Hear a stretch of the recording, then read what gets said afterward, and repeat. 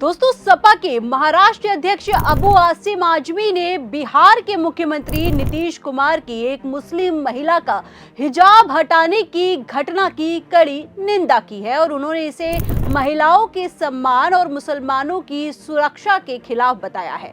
आजमी ने कहा है कि नीतीश कुमार जैसे वरिष्ठ नेता का ये व्यवहार बेहद गलत है और उनके खिलाफ मामला दर्ज होना ही चाहिए। ये बयान ऐसे समय में आया जब देश में धार्मिक अल्पसंख्यकों की सुरक्षा को लेकर बहस छिड़ी हुई है। आजमी ने प्रेस कॉन्फ्रेंस में मुसलमानों को देश में असुरक्षित बताते हुए कई अन्य मुद्दों पर भी गंभीर बात की है। आपको बता दें कि यह पूरा विवाद 17 दिसंबर को बिहार में एक सरकारी कार्यक्रम से शुरू हुआ, जहां बिहार के मुख्यमंत्री नीतीश कुमार पटना में आयुष डॉक्टरों को नियुक्ति पत्र बांट रहे थे। इसी दौरान एक मुस्लिम महिला डॉक्टर मंच पर पहुंची और वीडियो फुटेज में दिखता है कि नीतीश कुमार ने महिला का चेहरा देखने के लिए उनका हिजाब या नकाब नीचे खींच दिया। महिला ने बाद में इसे अपमानजनक बताया। हालांकि कुछ रिपोर्ट्स में कहा गया है कि नीतीश कुमार का इरादा चेहरा पहचानना था, लेकिन ये कदम विवादास्पद साबित हुआ है। वहीं इस घटना का वीडियो सोशल मीडिया पर वायरल हो गया है, जिससे पूरे देश में हंगामा मच गया है। विपक्षी दलों ने इसे महिलाओं के अधिकारों का उल्लंघन बताया है, जबकि कुछ ने नीतीश कुमार की मानसिक स्थिति पर गंभीर सवाल भी उठाए हैं। नीतीश कुमार की जनता दल यानी कि यूनाइटेड पार्टी और उनके सहयोगी भाजपा ने शुरुआत में इसे सामान्य बताया, लेकिन बढ़ते दबाव में माफी की मांग होने लगी। वहीं अंतर्राष्ट्रीय स्तर पर भी इसकी निंदा की गई है। एमनेस्टी इंटरनेशनल ने इसे मुस्लिम महिला की गरिमा पर हमला करार दिया है। अल जजीरा जैसे मीडिया ने इसे भारत में मुसलमानों पर बढ़ते दबाव का प्रतीक बताया है। बिहार पुलिस में शिकायत दर्ज हुई है, जिसमें नीतीश कुमार और एक मंत्री पर गंभीर आरोप लगे हैं। विपक्षी नेता जैसे आरजेडी के तेजस्वी यादव ने इसे नीतीश कुमार की 10वीं बार मुख्यमंत्री बनने के बाद की मानसिक अस्थिरता का उदाहरण भी बताया है।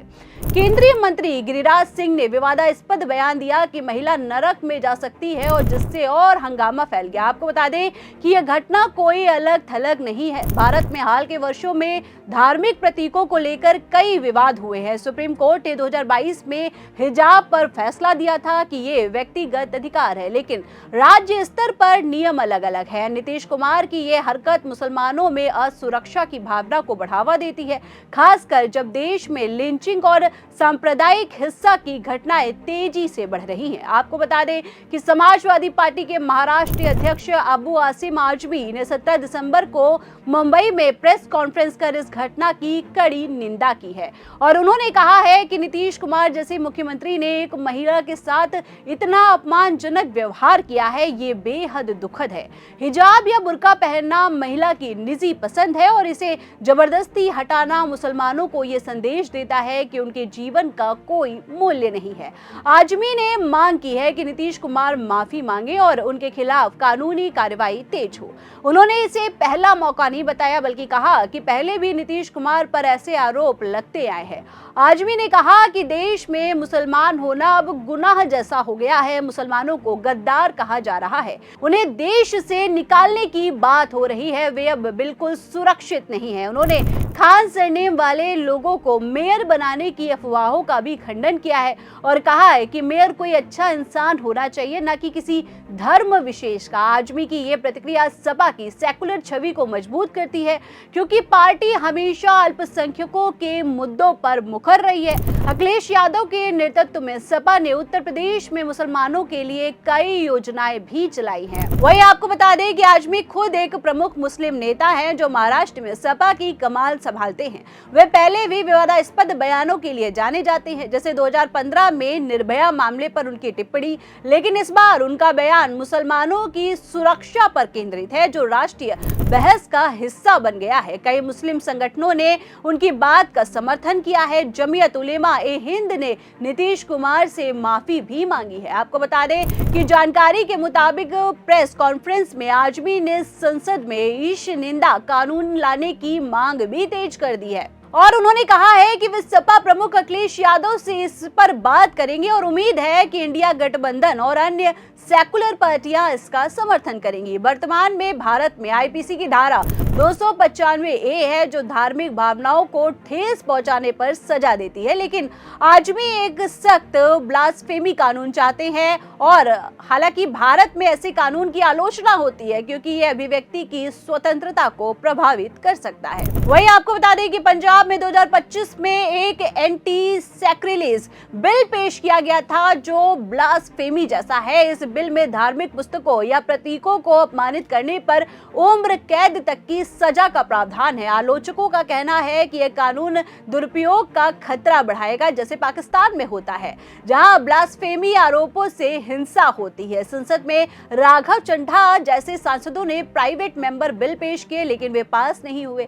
आजमी की मांग से धार्मिक समूहों में बहस छिड़ गई है। हिंदू संगठन इसे मुसलमानों के लिए विशेष कानून बताते हैं जबकि मुस्लिम नेता इसे जरूरी मानते हैं। आजमी ने टीएमसी से निलंबित विधायक हुमायूं कबीर पर भी प्रतिक्रिया दी है। कबीर को 4 दिसंबर को टीएमसी ने सस्पेंड कर दिया है क्योंकि उन्होंने मुर्शिदाबाद में बाबरी मस्जिद जैसे मस्जिद बनाने की बात कही है। आजमी ने कहा है कि कबीर पर कुछ नहीं कहेंगे लेकिन वे बंगाल में बीजेपी के एजेंट जैसा काम कर रहे हैं जिससे वोटों का बंटवारा होता है और बीजेपी को फायदा भी मिलता है। कबीर ने सस्पेंशन के बाद इस्तीफा नहीं दिया और नई पार्टी बनाने की बात कही। उनका बयान बाबरी मस्जिद विध्वंस की 33वीं वर्षगांठ पर आया जिससे बंगाल में तनाव बढ़ा। टीएमसी ने इसे बीजेपी की साजिश बताया है जबकि कबीर बंगाल में मुस्लिम वोट बैंक खासकर 2026 चुनाव से पहले प्रभावित कर सकते हैं। आजमी की टिप्पणी से पता चलता है कि विपक्षी दल एक दूसरे पर आरोप लगा रहे हैं। वही आपको बता दें कि बांग्लादेश में हिंदुओं पर हो रही हिंसा के सवाल पर आजमी ने कहा कि इसकी निंदा होनी चाहिए लेकिन पहले भारत में मुसलमानों की सुरक्षा सुनिश्चित करें। हमें अपने घर को पहले ठीक करना चाहिए। यहाँ मुसलमान टारगेट हो रहे हैं। बांग्लादेश में 2025 में हिंदुओं पर हमले बढ़े हैं। हाल ही में एक हिंदू व्यक्ति दीपू चंद्र दास की लीचिंग हुई है जिसके बाद दंगे भड़क गए हैं। वही आपको बता दें कि मोहम्मद यूनुस सरकार ने 7 लोगों को गिरफ्तार किया है। बांग्लादेश में 2024 की क्रांति के बाद इस्लामी कट्टरपंथ भी बढ़ा है जिससे हिंदुओं पर हमले हुए हैं। यूएन रिपोर्ट्स में सांप्रदायिक हिंसा की बात है। आजमी का बयान दोनों देशों में अल्पसंख्यकों की सुरक्षा पर जोर देता है। भारत में भी मुसलमानों पर हमले की रिपोर्ट्स है। उधर आपको बता दें कि एनसीआरबी डेटा के अनुसार सांप्रदायिक हिंसा में 10% की बढ़ोतरी दर्ज हुई है। यह विवाद भारत की सेकुलर छवि पर सवाल उठाता है। मुसलमानों की आबादी 14% है लेकिन वे आर्थिक रूप से पिछड़े हैं। सच्चर कमेटी रिपोर्ट 2006 से लेकर अब तक स्थिति में सुधार कम हुआ है। राजनीतिक रूप से विपक्ष नीतीश कुमार को बीजेपी का सहयोगी बताकर हमला कर रहे हैं। बीजेपी ने चुप्पी साधी है लेकिन आंतरिक दबाव अभी भी कायम है। वहीं आपको बता दें कि आजमी के बयान से सपा को महाराष्ट्र और बिहार में मुस्लिम वोट मिल सकते हैं। 2024 लोकसभा चुनाव में सपा ने अच्छा प्रदर्शन किया था लेकिन ऐसे बयानों से ध्रुवीकरण का खतरा भी है। जानकारों का कहना है कि भारत को ब्लास्फेमी कानून की बजाय शिक्षा और संवाद पर जोर देना चाहिए। आपको बता दें कि अबू आजमी का बयान एक घटना से आगे जाकर मुसलमानों की सुरक्षा, धार्मिक स्वतंत्रता और राजनीतिक साजिशों पर बहस छेड़ता है। नीतीश कुमार की घटना ने पूरे देश को सोचने पर मजबूर किया है कि अल्पसंख्यकों के अधिकार कैसे सुरक्षित रहें। सरकार को ऐसे मामलों पर सख्ती बरतनी चाहिए ताकि समाज में सद्भाव बना रहे। वही इस खबर पर आपकी क्या राय है हमें कमेंट करके जरूर बताएं। फिलहाल के लिए इस खबर में इतना ही। ऐसी ही तमाम बड़ी और राजनीतिक खबरों के लिए बने रहिए और देखते रहिए 4 PM महाराष्ट्र। आप हमारे साथ जुड़ते हैं उसके लिए आप सभी का धन्यवाद। नमस्कार।